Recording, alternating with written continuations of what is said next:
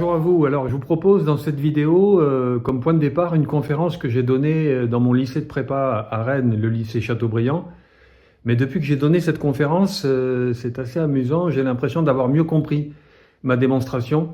Et donc, j'amplifie le mouvement dans cette vidéo, vous allez voir, car moi, ce qui m'intéresse avec la culture générale, la littérature, c'est de s'en servir comme une sorte de flambeau, c'est-à-dire d'arriver, grâce à elle, à éclairer notre monde le plus contemporain, le monde moderne et même, vous allez voir, post-moderne. Et donc, je vous invite à m'accompagner dans cette plongée au fond des mers, au cœur du Nautilus, grâce à l'œuvre de Jules Verne, dont on va montrer un éclairage qui en fait un véritable chef-d'œuvre. Et alors, si vous êtes en classe préparatoire, cette année, c'était le programme en particulier Expérience de la nature avec une des 3 œuvres qui est celle-là. Mais par-delà, j'espère que ça peut vous intéresser. Alors évidemment, en termes techniques pour le concours, je vais au-delà de ce qui est attendu, mais cet éclairage, je pense qu'il est suffisamment pertinent et passionnant pour vous aider dans tous les cas. Voilà, et en particulier à ouvrir les yeux. D'ailleurs, dans la 4e partie, il y aura une petite énigme. Vous pouvez mettre pause et revenir pour voir si vous avez trouvé la réponse à la question. Voilà, bonne vidéo à vous et j'espère que vous aurez du plaisir à la suivre, à l'étudier, parce qu'il faut aussi avoir le texte sous les yeux. Alors, ouvrons cette belle édition du 19e, passons la scène du naufrage, enfin du sauvetage de nos 3 héros, et prenons le chapitre 14, le fleuve noir, pour la gravure que vous voyez là, dont je relis la légende, une fenêtre ouverte sur ces abîmes inexplorés. Et c'est justement cette promesse d'ouverture qui nous intéresse avec un passage que vous voyez à gauche. Quel spectacle! Et en effet, c'est l'expérience de la nature la plus importante, la plus persistante que le roman de Jules Verne nous offre. On peut même considérer, et c'est ce qu'on va faire comme point de départ, que le Nautilus est un pourvoyeur de spectacle. Il fabrique du spectacle. Et vous voyez ici, dans ce passage, que Jules Verne imagine, c'est ça qu'on appelle le merveilleux scientifique, c'est que l'électricité existe à l'époque, l'éclairage électrique, et là il imagine, c'est le terme d'effluence, c'est-à-dire de projection de l'électricité, de la lumière électrique à l'extérieur, et à l'époque c'est impossible, mais là il imagine que cet éclairage est tellement puissant qu'il illumine. En fait c'est une véritable, dans tous les sens du mot, y compris poétique, une véritable illumination de la nature environnante, des fonds sous-marins. Et ici, vous le voyez, il y a une véritable rêverie poétique qui joue à la fois sur la matière, la chimie, la physique, la lumière et la dimension purement esthétique et perceptive. Ce n'était plus de l'eau lumineuse, mais de la lumière liquide. En fait, le Nautilus produit du spectacle grâce à ce médium qui permet une transfiguration de la matière. Et pour bien comprendre ici, il faut partir d'une parole du capitaine Nemo. Lorsqu'il vient contrebalancer la dimension d'incarcération au sein du Nautilus, il leur fait une promesse. Certes, ils ne quitteront plus le navire, le sous-marin, mais ils bénéficieront de quelque chose d'exceptionnel. Et c'est ce qu'il leur dit ici. Laissez-moi donc vous dire, monsieur le professeur, que vous ne regretterez pas le temps passé à mon bord. Vous allez voyager dans le pays des merveilles. L'étonnement, la stupéfaction seront probablement l'état habituel de votre esprit. Vous ne vous blaserez pas facilement sur le spectacle, incessamment offert à vos yeux. Et même le personnage qui incarne de manière un peu caricaturale d'ailleurs cette pulsion d'évasion, le Canadien Ned Land, le bien nommé, puisque évidemment Land c'est la Terre, c'est l'opposé complet du monde sous-marin, eh bien il est obligé, d'abord le narrateur nous dit qu'il oublie ses colères donc et ses projets d'évasion, qu'il subit une attraction irrésistible, et j'aurais envie de dire qu'il vient se plaquer contre les 2 plaques de cristal.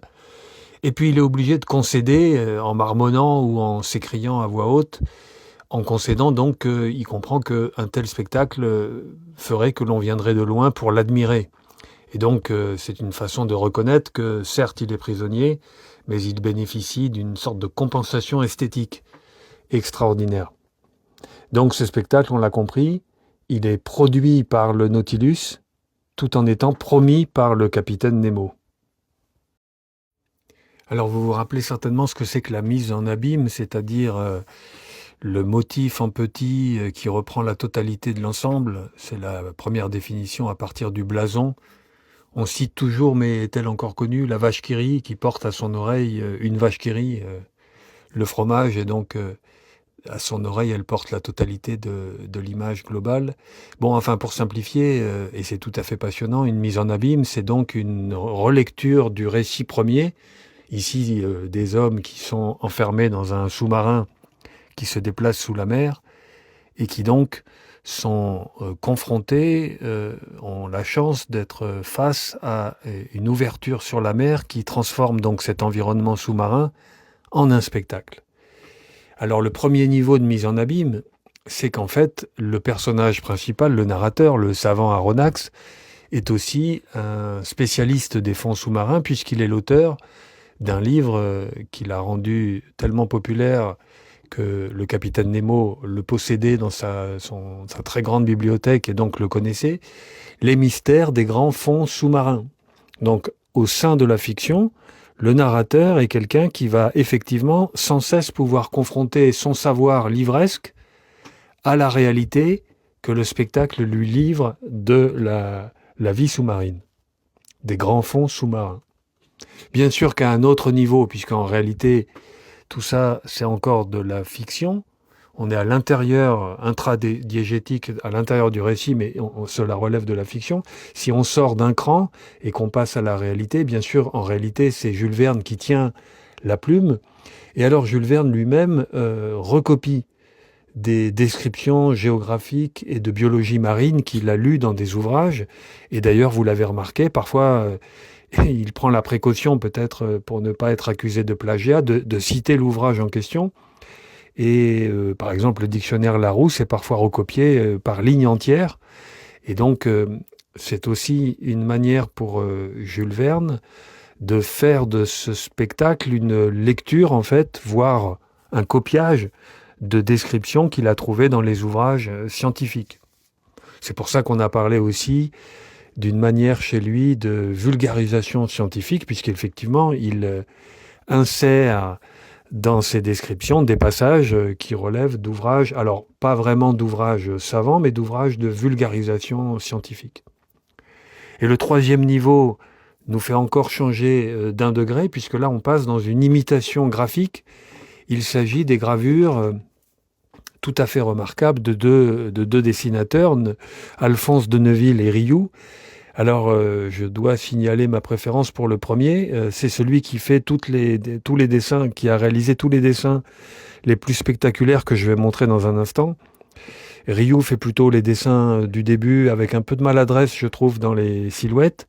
En revanche, Alphonse de Neuville, et vous verrez sur les gravures en bas à droite, même si dans les éditions de poche, les reproductions sont appauvries, j'ai pris la peine d'essayer de vous transmettre le meilleur état de ces gravures. Eh bien, Alphonse de Neuville a réalisé quelque chose de spectaculaire, qui est donc une mise en scène des moments les plus dramatiques, voire un équivalent visuel parfois, à droite d'ailleurs de la gravure que nous avons observée depuis le début, des trois personnages devant les plaques de cristal, eh bien, une sorte d'équivalent de liste d'ouvrages de vulgarisation. C'est ce qui a vous a peut-être un peu rebuté dans votre lecture, c'est qu'effectivement, les longues listes insérées de manière encyclopédique sont bien sûr un peu rébarbatives, et donc il a parfois fait des illustrations qui sont l'équivalent, avec des poissons dessinés côte à côte. Mais c'est surtout la dimension dramatique qui m'intéresse et sur lesquelles on va rapidement revenir tout de suite. En effet, moi je suis très frappé de voir que l'on a ici l'origine d'un univers graphique des super-héros. Voici trois illustrations qui me semblent très pertinentes. Et sinon, surtout dans la partie le chapitre Les poulpes, vous voyez ici 3 gravures d'après les dessins d'Alphonse de Neuville. Il y a quelque chose ici de la bande dessinée populaire des années 20 que l'on appelle justement, vous avez vu le film certainement, Pulp Fiction, parce que c'était des récits imprimés sur du papier de mauvaise qualité, pulpeux. J'hésite à faire le jeu de mots, mais je crois que je suis obligé. Ici, nous avons l'origine de la pulp fiction. Et je vous ai mis aussi quelques couvertures, alors sur la thématique sous-marine, mais d'influence plutôt années 50, 60, voire 70, avec des récits de monstres, de science-fiction, et avec une tendance à une érotisation qui vous paraîtrait bien soft. Alors ici, il est question de Frogman, je ne sais pas si c'est une satire des Français, mais vous voyez la cité des pieuvres.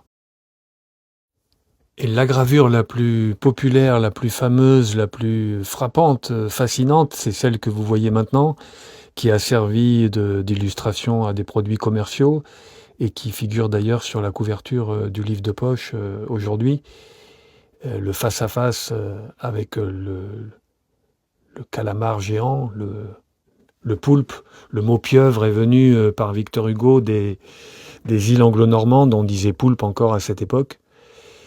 Et bien sûr, il y a quelque chose d'amusant dans le fait que Verne a appliqué de manière scolaire les indications de ses ouvrages de vulgarisation scientifique, puisque là, ce passage où il écrit « On voyait distinctement les 250 ventouses », c'est difficile à imaginer quand on fait face à la pieuvre, au poulpe agité, de voir distinctement. Mais bon, on comprend ce qu'il veut dire. Disons qu'il y en a plus que 50, on fait une multiplication. Ok, admettons qu'on en voit 250.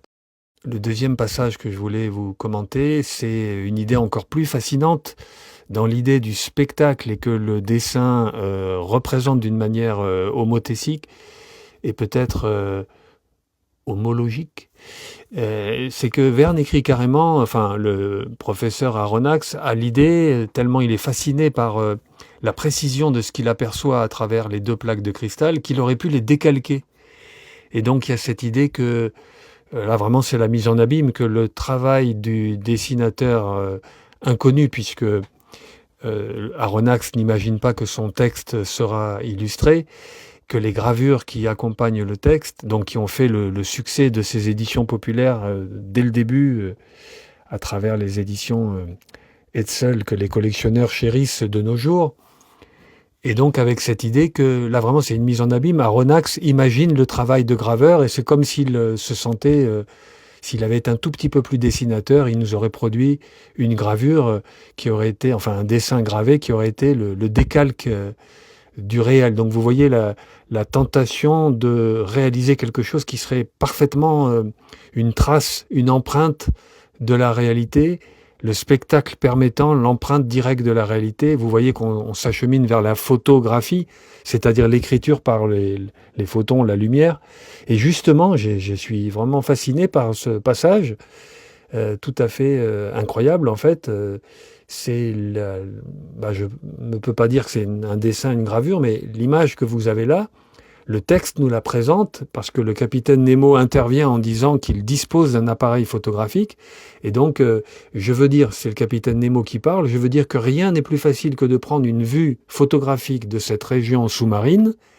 Et Aronnax ajoute, c'est les preuves positives que j'en donne ici. Donc cette image n'est pas une gravure, n'est pas la gravure d'un dessin de 2 illustrateurs que Aronnax ne pouvait pas imaginer, mais ça nous est présenté comme une preuve authentique, donc c'est ce que j'étais en train de suggérer. Le spectacle est tellement proche du réel, apparemment, qu'il permettrait d'en avoir une preuve, une épreuve positive, c'est-à-dire ici, en fait, l'image tirée d'un négatif. Alors il est temps d'approfondir la réflexion sur la nature de ce spectacle. Et j'en passe donc à mon deuxième moment, mon deuxième chapitre, ma deuxième partie.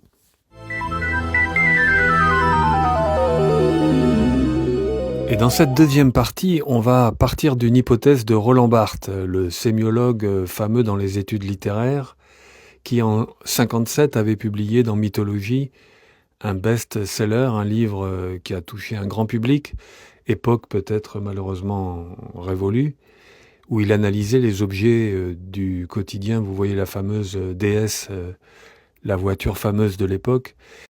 Et en particulier, il consacre 2 pages à l'imaginaire de Jules Verne, à la façon dont Jules Verne se projette, à la fois, vous le savez, dans tous les éléments, l'air, l'espace, au centre de la Terre, et donc ici sous la mer.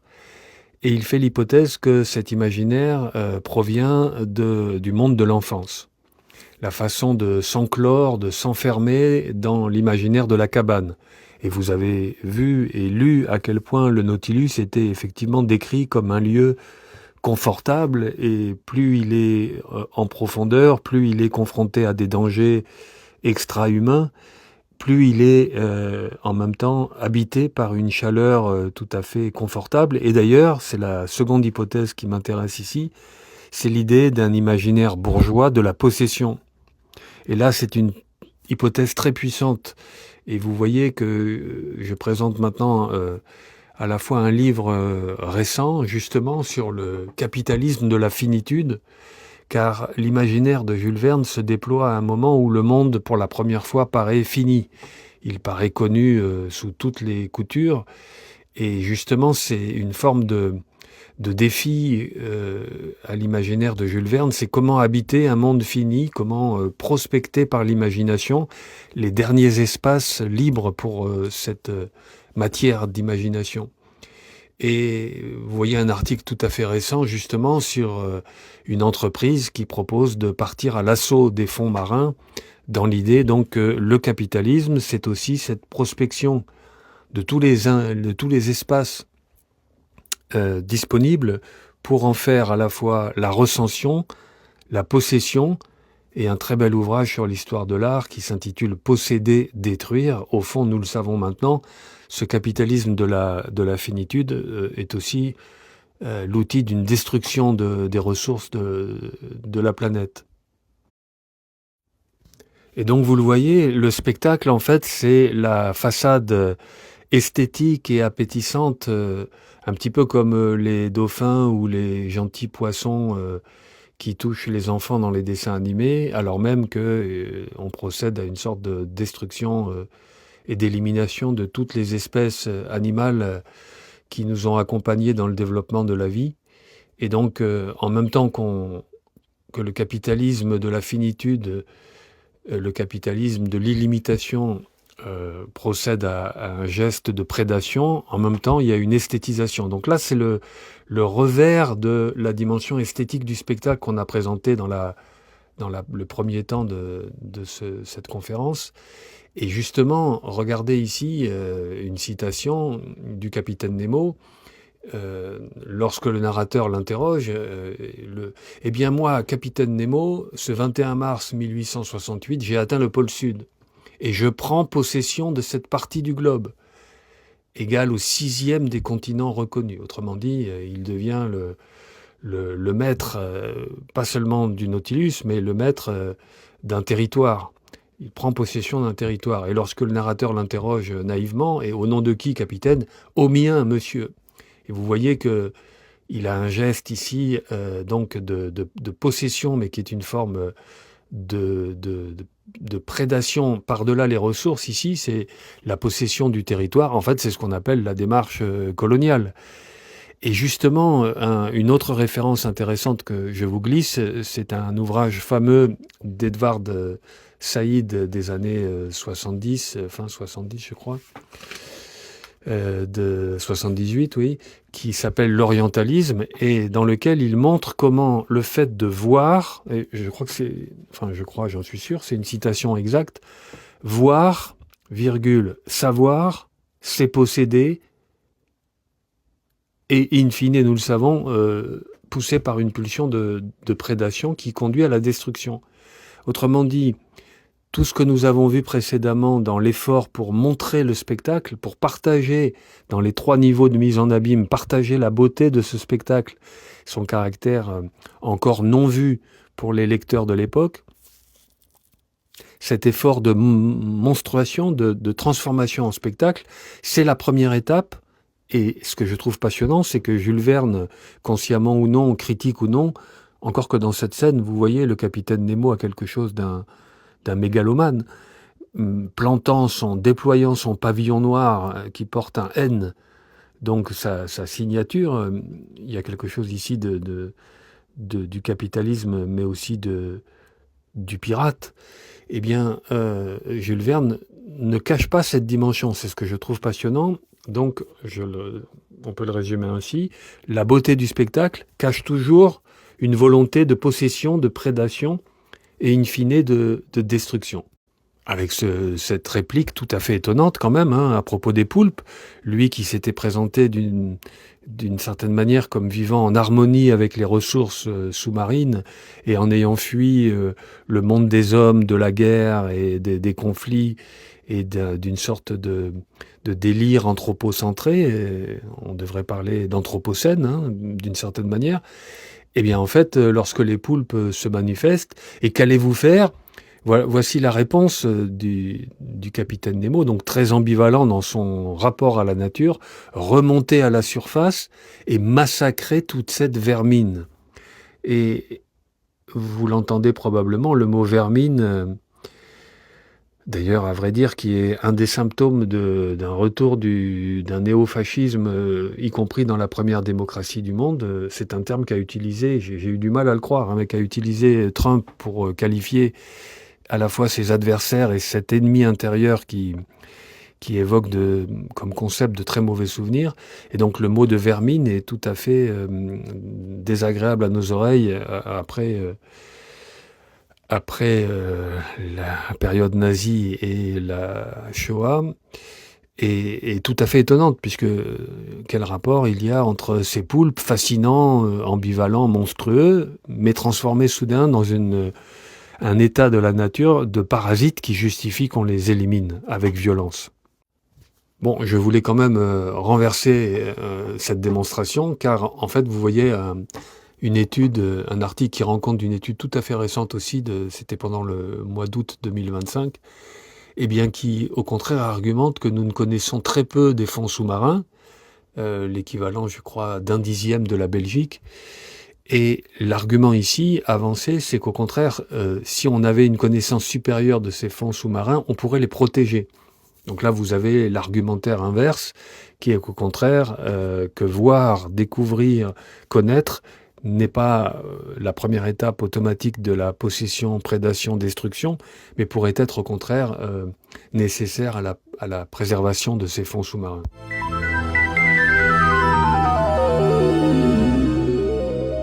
Alors, troisième temps de cette plongée, cette démonstration, cette enquête. Donc, le Nautilus permet de voyager dans le pays des merveilles, c'était la promesse du capitaine Nemo.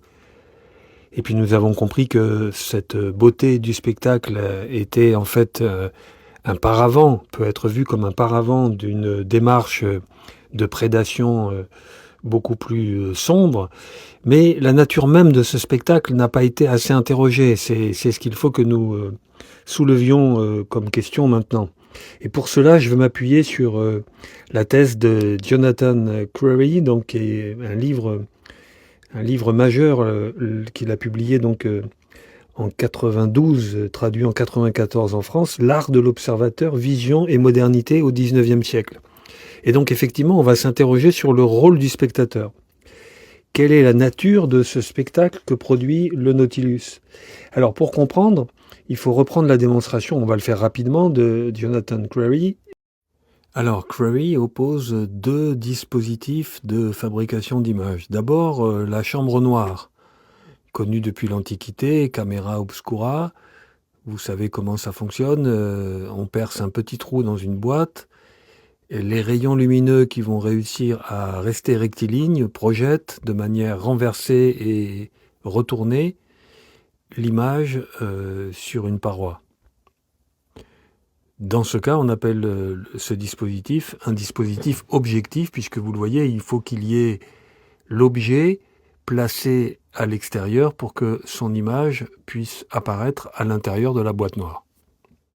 À cela, il oppose donc le stéréoscope, qui est un appareil inventé premier tiers, moitié du 19e siècle, et qui fonctionne par un effet de relief artificiel créé par un décalage entre deux images, entre l'œil gauche et l'œil droit. Et dans ce cas, donc vous voyez, ça ressemble à des lunettes. Cette vision binoculaire trompe le cerveau et crée un effet de profondeur, de relief. Bon, évidemment, on a ici l'ancêtre direct des casques de réalité virtuelle. Vous voyez ici un modèle, le stéréoscope Lestrade, fabriqué en France, qui a eu un très grand succès dans les années 60-70, et peut-être que dans votre garage, vous allez pouvoir en retrouver un exemplaire. Et ces modèles en plastique, bon marché, proposaient de voir soit des œuvres d'art, soit des paysages, soit des monuments, donc en relief. On achetait les plaques avec les images qui permettaient de produire cet effet, ou bien de dessins animés, Disney en a vendu beaucoup. Et l'analyse que fait Crary, c'est que cette fois, le dispositif n'a pas d'objet placé à l'extérieur, donc il est totalement subjectif, et qu'il utilise le corps du spectateur qui devient le lieu d'une manipulation, en fait, d'une fabrication d'une image déconnectée de sa source réelle. La modernité du spectateur pour Crary se fonde sur la chose suivante. Ce que l'on croit être une perception immédiate est en fait un montage, une simulation perceptive. Et l'observateur, en fait, devient opaque dans sa perception parce qu'elle est conditionnée, cette perception, elle est construite, et donc elle peut être même manipulée. Et Crary insiste beaucoup sur le fait que ces nouvelles technologies, et on part du stéréoscope, mais ça se poursuit avec les caméras et surtout les interfaces numériques d'aujourd'hui, et c'est vers cela que j'aimerais aller avec vous, et on garde le Nautilus pour l'instant juste derrière. En fait, toutes ces nouvelles technologies reconfigurent le sujet percevant. Ces appareils produisent une vision fragmentée, instable, soumise à des flux continus de stimuli. Et finalement, l'individu spectateur voit moins le monde que les effets des systèmes de vision dans lesquels il est pris. Et effectivement, cela préfigure vraiment, alors parfaitement, les technologies immersives actuelles, réalité virtuelle, interface numérique, et ce fantasme, à mon avis, qui n'arrivera jamais pour plusieurs raisons, dont un problème énergétique, le concept fumeux, mais très commercial, de métavers. Et si l'on revient au Nautilus, eh bien, on s'aperçoit que, effectivement, le Nautilus, il est un instrument de fabrication du spectacle, comme on l'a vu dans la première partie. Mais ce spectacle qui est fabriqué, ces panneaux qui s'ouvrent, se ferment de manière indépendante des personnages principaux, et surtout d'Aronnax, le sujet percevant narrateur, eh bien, parcourez n'importe quelle page, vous verrez que l'ouverture, la fermeture des panneaux arrive de manière verticale, contrôlé par... Alors, quelle est la figure de ce pouvoir visuel? Quelle est la figure de cette opacité absolue? C'est bien sûr le capitaine Nemo. Il est effectivement le maître du regard, c'est lui qui contrôle le dispositif. Donc j'utilise le mot dispositif au sens de Michel Foucault, c'est-à-dire justement d'un appareillage qui vise à exercer du pouvoir de manière cachée et qui est perçu par le sujet... l'individu qui se pense autonome mais qui est en fait soumis à un réseau de contrôle. Et effectivement, il est le maître, le capitaine Nemo, le maître du regard, qui contrôle donc ce dispositif. Il choisit ce qui est vu ou non, les fameux panneaux qui s'ouvrent ou qui sont fermés, et lui-même, il est opaque. Il est insaisissable, il est coupé du monde, il est porteur d'un savoir mystérieux et inaccessible, il est une figure autoritaire, et on l'a vu en plus, il poursuit la visée, c'était l'objet de cette deuxième partie, il poursuit la visée cachée derrière la beauté esthétique du spectacle, qui est une forme de domination sur le monde. Alors je n'ai pas fait la liste dans cette deuxième partie, mais relisez le chapitre Une forêt sous-marine ou la question des houillères, on s'aperçoit que à chaque fois, il annexe le monde à partir de la beauté du spectacle qui lui a permis d'en prendre connaissance et possession. Et au point où nous sommes maintenant, certains passages écrits par Jules Verne sont absolument fascinants. C'est-à-dire qu'ils sont prémonitoires de notre régime à nous, car vous l'avez compris, finalement, disons-le clairement, je fais du Nautilus un ancêtre encore un peu bricolé et encore fantasmatique, mais de ce que sont les réalités du monde numérique contemporain, de notre monde des écrans, des applications, d'Internet, de l'algorithme, et de ce pouvoir opaque qui, effectivement, projette sur nos écrans, ouvre les panneaux sur nos écrans. C'est le rôle de l'algorithme de préconisation, de suggestion, qui trie parmi les milliards de données potentiellement accessibles et qui organise notre regard, le contrôle, et on l'a compris, avec une finalité mercantile qui est potentiellement porteuse de menaces. Et c'est ça qu'on est en train de comprendre dans le monde contemporain. Alors voici un passage que je trouve extraordinaire. Paralysé, raidi par l'angoisse, les cheveux hérissés, l'œil démesurément ouvert, la respiration incomplète. Là vraiment, j'ai l'impression d'une description d'un adolescent ou encore pire, d'un enfant qui se retrouve apparemment sur TikTok. Il y a une enquête tout à fait récente qui fait froid dans le dos. Il suffit de quelques minutes pour qu'un utilisateur, sans avoir manifesté aucunement la volonté de découvrir ce genre de spectacle, se retrouve devant des panneaux ouverts sur des images violentes, pornographiques, qui ont comme but principal justement de produire sur le corps. Et vous voyez l'effet de contrôle et de domination, de dispositif au sens de Foucault. C'est vraiment la description que j'ai interrompue, mais reprenons-la. Sans souffle, sans voix, je regardais moi aussi. C'est vraiment le constat ambivalent de l'utilisateur d'une application qui a son doigt qui scrolle et puis se retrouve en quelques minutes happé par ce qu'on appelle effectivement en psychanalyse et en partie en psychiatrie la pulsion scopique. C'est-à-dire le fait que voir nous entraîne dans une démarche incontrôlée et infinie et qui aboutit très vite, par fascination pulsionnelle, à un spectacle qui provoque du dégoût, du rejet, mais de la fascination, donc tout à fait ambivalent. Et voici ce que Verne ajoute encore, c'est le témoignage d'Aronnax, une irrésistible attraction me collait à la vitre. Tout à l'heure, j'ai parlé de plaquer, parce que j'avais l'image des deux plaques, plaqué à la plaque, plaqué à la vitre. Une irrésistible attraction me collait à la vitre. Et regarder à nouveau cette gravure, qui est donc tout à fait extraordinaire. Donc cette gravure, je la prends pour une prémonition, une illustration de notre statut à nous tous, utilisateurs des réseaux sociaux, d'Internet et avec le doigt collé sur l'écran. Vous le voyez, c'était ces trois personnages, effectivement dans une posture enfantine.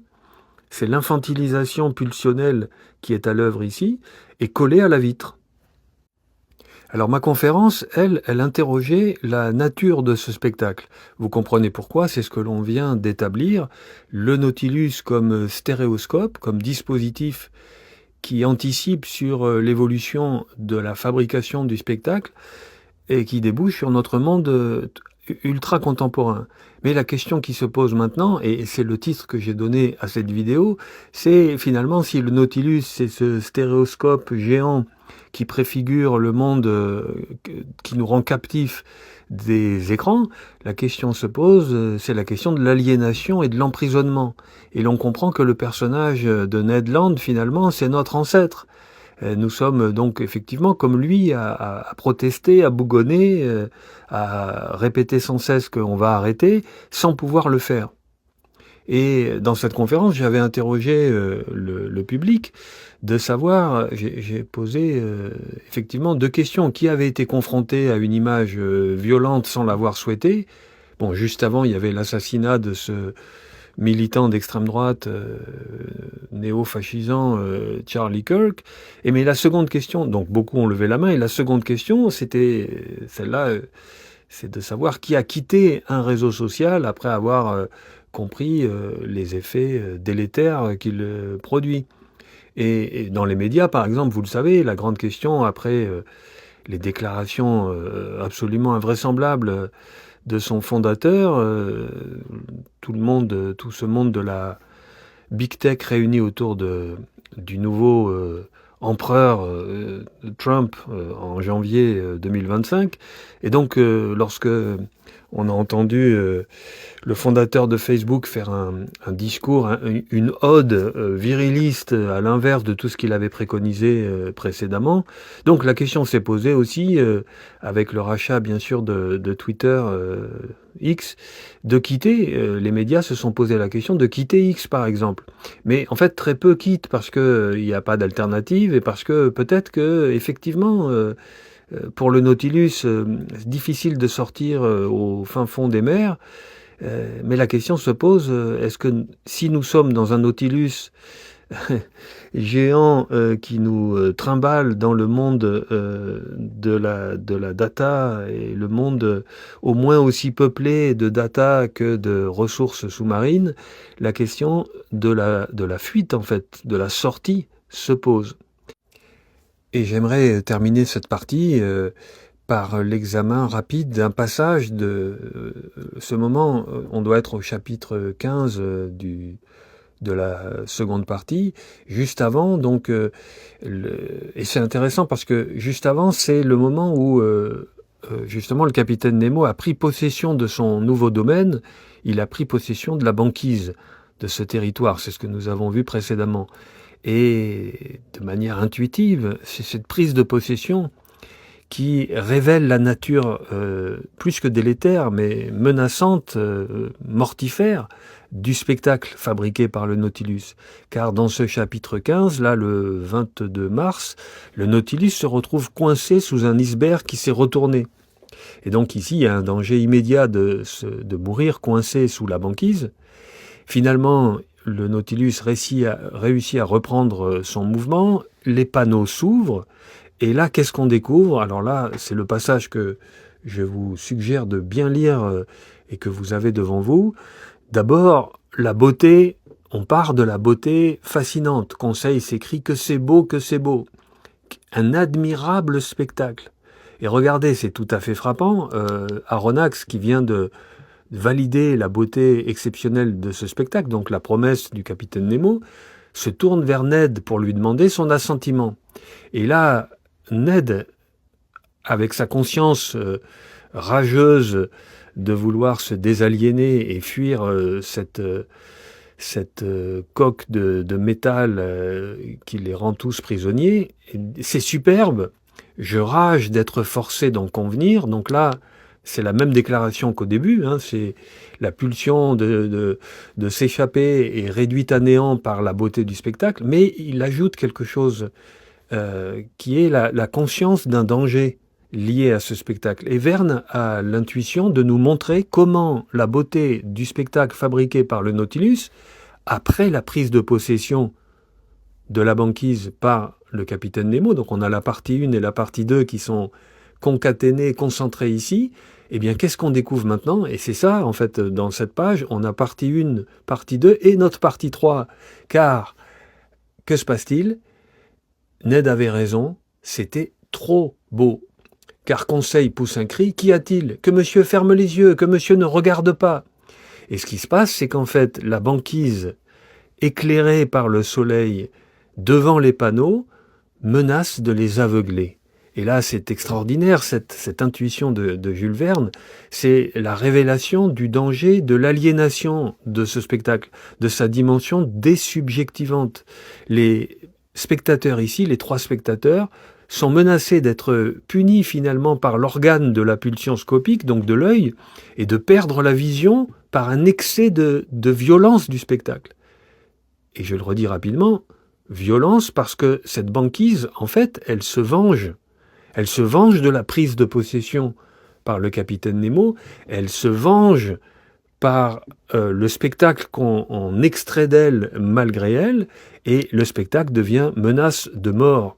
Et donc vraiment là, c'est l'illustration mystérieuse évidemment, mais que je mettrai au rapport précédent sur le danger de TikTok, et je mettrai une illustration de la banquise comme miroir, comme concentration du soleil, sachant que le soleil dans l'Antiquité, chez Platon, c'est la métaphore de la vérité, et donc la vérité finit par se révéler, effectivement, C'est un spectacle magnifique, exceptionnel, le voyage au pays des merveilles, mais c'est un spectacle mortifère. Et oui, il faut s'échapper du Nautilus. Et c'est la question qui va arriver très vite. L'interdiction, je pense, jusqu'à un certain âge, comme on l'a fait pour l'alcool et d'autres produits à la fois addictifs et extrêmement dangereux, l'interdiction à une partie de la jeunesse des réseaux sociaux. Et donc oui, nous sommes enfermés dans le Nautilus et il s'agit d'en sortir avant qu'il ne soit trop tard.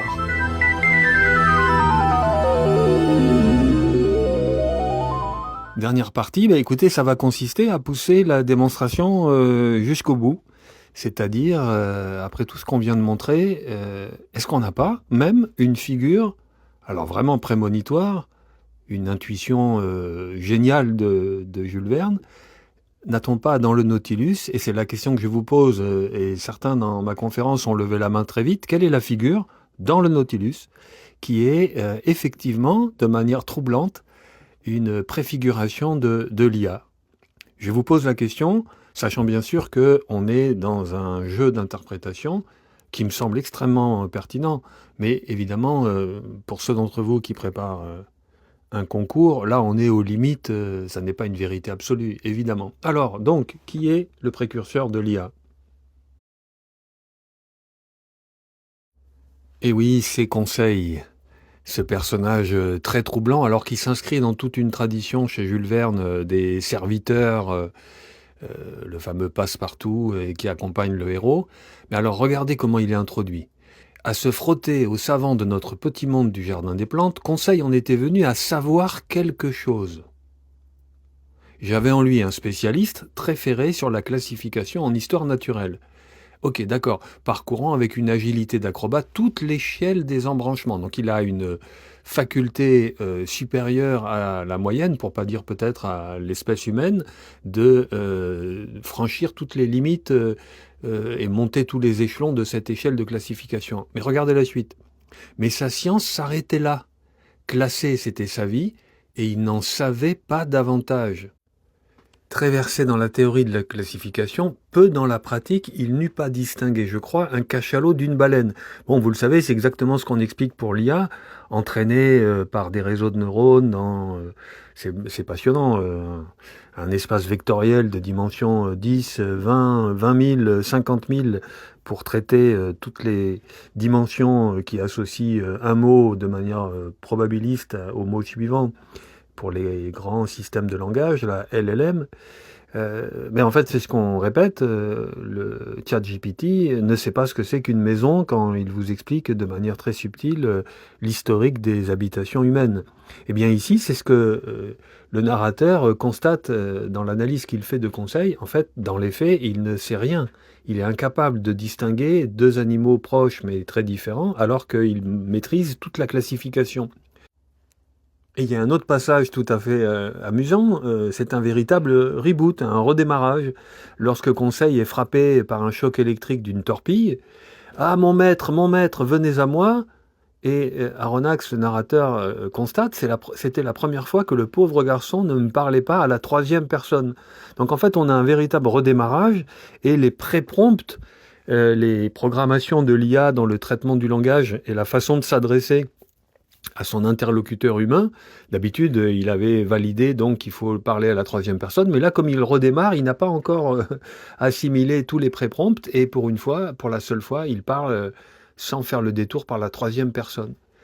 Et vous voyez que lorsqu'il reprend ses sens, cet éternel classificateur murmura d'une voix entrecoupée, donc en fait on redémarre, eh bien il y va, il repart sur les premières données dont il dispose. Et effectivement, Conseil récite le savoir exactement comme un dispositif préentraîné, et il joue vraiment le rôle, c'est son nom même de Conseil, il joue vraiment le rôle d'une interface humaine, d'un modèle, et qui est frappant par son manque d'autonomie. Donc voilà, ça ferme un peu la boucle et la démonstration complète que nous venons de faire. Il y a même dans l'intuition véritablement géniale de Jules Verne, au cœur du Nautilus, un personnage qui génère du savoir classé, qui est fluide, mais sans intention, sans interprétation. Et je vous ai mis la couverture d'une revue publiée cet été 2025, justement, sur les usages de conseils, de conseillers psychologiques en particulier, amoureux parfois, sportifs pour d'autres, le conseil que remplit dans ses usages exponentielle, en particulier le ChatGPT actuellement.